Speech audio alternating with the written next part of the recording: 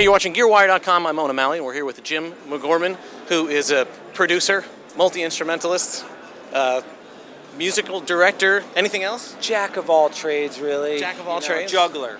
Do you think that sort of music education means the same thing now that it did when you were going to school? You know, specifically in terms of sort of audio recording education. Well, I didn't really know much about it before I went to Berklee. Okay.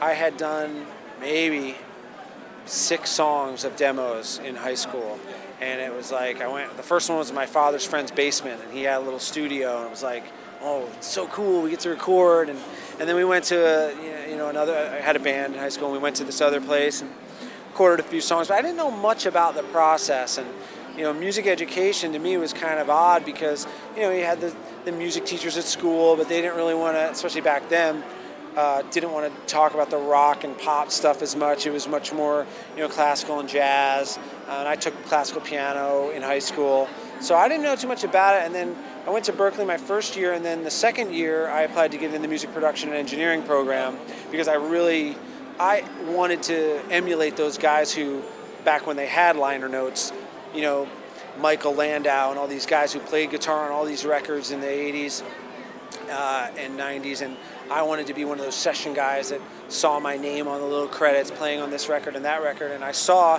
most of the records were made in LA, and so I thought when I got to Berklee and they said there's this program and there's like 6 studios, so I gotta get in the studio. So I really just did it more to play in the studio, to be a player, but it turned out that the classes were all about how to produce and engineer and stuff like that. But while I was in there, I got to play on the stuff as well, so it worked out. Liner notes is definitely something you don't get with the iPod anymore, right?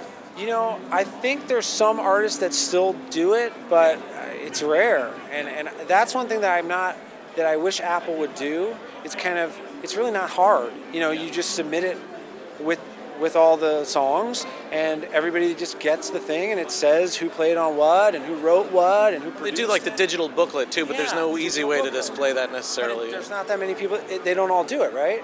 I think only a fraction of the artists do the digital booklet. I know John Mayer did it on some stuff. And that was really cool back then. I mean, I want to know who's playing on this stuff. I mean, the musicians are, the guys who are making this sound and producing it and writing the songs and engineering and creating this, sonic atmosphere that you're enjoying or listening to.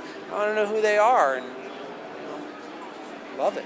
Yeah, sort of like an integral part of the experience, right, when you're listening? Yeah, it was just fun to go to the record store and get the thing, and you're listening to it and you're looking, and that guy played on this thing too, or this guy produced this other record that I love too, and no wonder why I love it. Those kinds of things. It's just fun, and I miss that. That's probably the biggest thing I miss about the digital music revolution.